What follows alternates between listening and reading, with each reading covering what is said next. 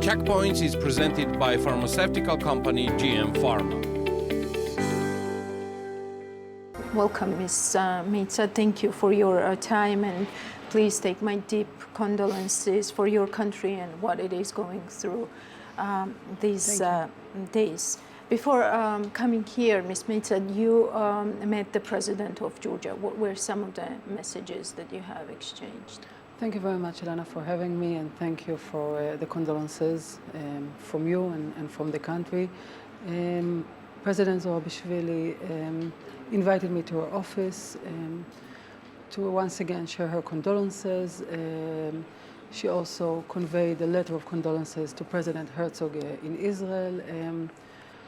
We sat and I briefed her over the details. We went over the details, and she expressed her kindness, her sympathy and empathy towards what the people in Israel are going through now. And we also discussed different scenarios about what might evolve in the coming days, and that Israel is prepared for each and every scenario. Your Excellency, what is new at this point in time, and how has the picture been evolving since October the 7th? So a lot has happened. I mean, I'm saying a lot because it's one event after the other. So October 7th, Saturday morning, I believe that all the viewers already know what took place, a brutal attack by Hamas. More than 1,000, the numbers are 1,500 to 2,500 terrorists crossed from Gaza into Israel, into the 20 settlements, kibbutzim and little towns that are in the vicinity of the Gaza Strip, and at the same time also a massive indiscriminate fire of 3,000 rockets and missiles that covered the south and the center of Israel. So this was the beginning, and this is how we started. This is how the people in Israel woke up to this war that was forced upon us. And in the days to follow, I mean, aside from, of course, the security forces taking control over the territories of Israel and neutralizing the threat to all these cities and kibbutzim at the vicinity of Gaza, and alongside with the fact that the missiles and the rockets firing has been continued for 7 days now, we also started to understand the scale and the brutality of this attack. When the security forces started entering the kibbutzim, and to understand what took place, and to understand the massacre that took place, to understand that, not to understand, it's to see, it's to come across horrible evidence of what took place, of execution of babies and little kids and little children, of scenes of brutalizing and torturing people before burning them alive, killing entire families in their beds, burning houses. I mean, the party, the festival that took place also on that bloody morning, young people that came to celebrate, they came to a music festival. What is normal than that? I mean, to enjoy and to celebrate life. And they ended up being butchered, massacred. I mean, so the horrific nature of this attack, the understanding that what we are witnessing here is ISIS. I mean, that Hamas, I mean, we have known Hamas for many years, and we know how brutal and cruel they are. But what we came across is, I mean, the evidence to the level of inhumanity, of barbaric method, together with all of this horrific size, also the understanding of how many people are still missing, how many of them has been taken hostage to Gaza, the understanding that we are talking about babies and toddlers and elderly people and Holocaust survivors, and all of them were taken to the Gaza Strip. And we are learning about this because Hamas take pride in its brutality, and they are publishing horrific footage of grandmother being executed, of women being brutalized. I mean, horrific images are coming from this terror attack. So this is the sequence of events and what the people of Israel and the whole world has been learning ever since the beginning of this war. Ms. Meitsad, why did Hamas start this war now? I mean, what was the main trigger of starting this now? And do you see some, I don't know, some spillover effects of the geopolitical shifts that we are seeing in the region, like war in Ukraine, like Nagorno-Karabakh? Do you see these links? I don't think. I mean, I cannot speak and I don't want to speak on behalf of a terror organization, but I think that to look for a reason or a trigger, there is no need, because Hamas is doing what it does because it's a terror organization. It's the same way of asking why did ISIS did what it did. Because we are talking about radical, fundamental groups that want to force their way of behavior, their way of belief, this very radical extremist interpretation of certain religion guidance, I will say, that they want to force upon all of us this very radical extreme ideology, and they will stop at nothing. I mean, Hamas has been killing my people, trying to kill my people for many, many years. I mean, Hamas for us, it's not a new phenomena. We have seen them oppressing their own people. We all remember how they took control. They were so-called elected, but then they took control by power. We have been seeing them using every resource that is coming to the Gaza Strip in order to try to kill my people while abusing and hiding behind their people. So I don't think that there is a trigger or a reason. It's just who they are. Some of the analysis that I have read, and I have read a lot while preparing for this interview, is also a possible role of Iran's involvement. And then I remembered how this story with Mr. Itzik Moshe and how Iran was trying to assassinate him. Do you see these links? Do you see Iran being involved in this? There is no possible, it's a fact, it's evidence. I mean, Iran and Hamas has been having a long-term relationship. Iran is Hamas' main sponsor. Iran is the only financial sponsor of the Palestinian Islamic Jihad, another terrorist organization that has been working together with Hamas in this brutal attack. Iran is the one behind financing, supplying, whether it's sharing knowledge, whether it's actual arms and capabilities that has been smuggled into the Gaza Strip. We have been seeing since the beginning of this horrific attack, we are seeing President Raisi and other official Iranian figures praising, glorifying, tweeting, conversation with Hamas so-called leadership. Iran is a full supporter of Hamas. Iran is not hiding it. Iran is a country that officially supports terrorism. The whole axis of evil, Iran, Hezbollah, Hamas, and additional militias and terror organizations in the region, this axis need to be condemned and shamed by the entire world for what they are doing and what they are promoting. Do you see more sanctions coming on Iran? Do you see what type of response do you see there? I think that there is always room for more sanction on Iran, because Iran is a country that is, by definition, defying every norm and every standard that the whole world, the civilized world, stand for.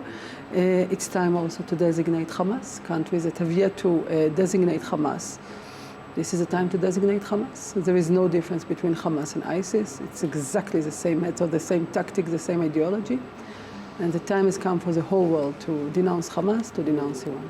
At this point in time, are you satisfied with the international reaction that you are seeing from the USA, from the EU, from UN? I mean, all the players. I think that the world is very much united behind Israel. I think that the expression of support that we have seen in words and in deeds from the United States of America, from all our European friends, from every country that belongs to the civilized world is standing with Israel, because I think that everybody understands that this is not another Israeli Middle Eastern affair that took place. This attack is an attack against everything that we all stand for. Israel, Georgia, the EU, the United States of America. I mean, we are fighting terrorism. You're either standing by Israel or you're standing by terrorism. If somebody is horrified by ISIS terror attacks that took place in Paris or other locations around the world. But when it's come to murdering 300 Israelis in one day, then they keep their silence.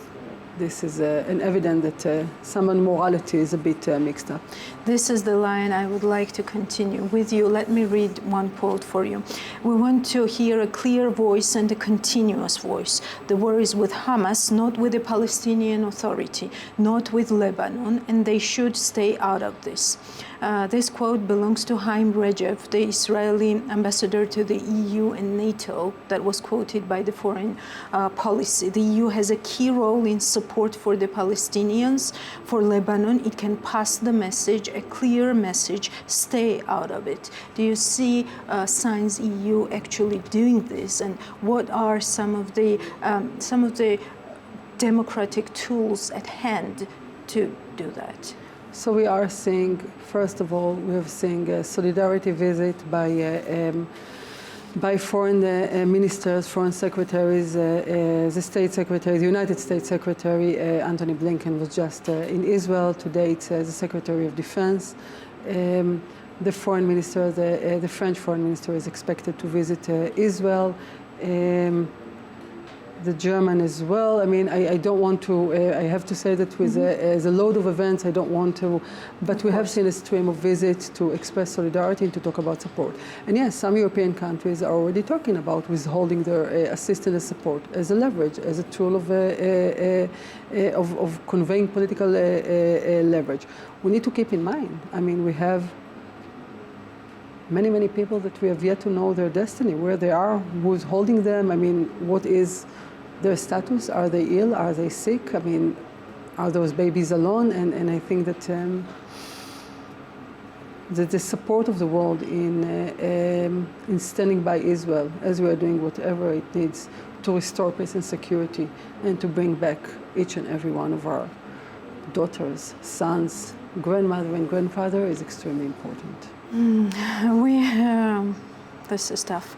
We also heard Israel's ambassador to the United Nations, Gilad Erdan, address UN High Commissioner for Human Rights, Volker Turk, who called for both the IDF and Hamas to respect international humanitarian law and diffuse tensions, criticizing Israel's full siege of Gaza. Erdan said that the HRC had lost its moral compass, adding that Israel will continue to protect itself and that the HRC has been making false immoral comparisons. He's completely true. He's completely true. Our ambassador to the UN. This is outrageous and ridiculous. I mean, our people has been butchered in the most evil and brutal scenario that we haven't seen for many years. This kind of scene as what we are seeing now coming from the communities down south. And to do this, ridiculous, to put the IDF, the army of a democratic country that is applying the international law, to put it on the same page with a terror organization. Can you imagine the human rights commissioner asking, I don't know, the Western allies and ISIS to follow this? I mean, the fact that he's even referring to Hamas as Hamas is a terror organization. Hamas proved the world that it will stop at nothing, that it will execute babies, decapitate babies. Think about how evil and how barbaric you have to be in order to commit these atrocities. And all those who are trying to create some kind of two-side story, there is no two-side story here. There is a country that has been brutally attacked, that lost many of its people, and we have the right to defend our people, and this is what we are doing. How do you, as Georgians, support at this point, and what are some of the expectations? I mean, what could my country do to support you better or even more? So I will have to say that Georgia is very much supportive on the day of the attack. You show your viewers some of the statement that came on that same day. Very clear condemnation to terror, solidarity with Israel. I've met with the foreign minister, with the speaker of the parliament, as you mentioned, with the president. I just came back from a meeting with the president of Georgia. I addressed a member of the foreign affairs committee yesterday at the parliament, and I'm planning to keep on meeting Georgia's official in order to discuss the days that are ahead of us, because this is not going to be a short period. I mean, Israel is prepared for a long fighting to do what it takes in order to restore peace and security, and we need Georgia to continue supporting us. As, by the way, I'm sure you will. I mean, So you have thought how this war might evolve. Do you think that some other parties might get involved in this? I think it would be a grave mistake by any side or organization that thinks that now is the right time to test us. I mean, yes, we were taken by surprise Saturday morning, and yes, we are mourning our deads, and we are in deep grief, but nobody should mistake it for weakness. I mean, we are extremely strong, and we will do whatever it takes to protect ourselves. And no other terror organization should make the mistake of thinking that now is a good time to attack Israel. I totally understand when there is war, when people's lives are at stake. Sometimes it is hard to comment on the longer perspective. So I'm really sorry for asking you that. But I've read Moody's report, and they said that this war will test resilience of the Israeli economy. And we know that, like in Georgia, in Israel, there has been high polarization over the same issues, the rule of law and the courts reform. Are you thinking of how to balance this so that Israel's economy it's a very important question. First, I will say that yes, we had a very polarized year, but what has been happening since Saturday is everybody is united.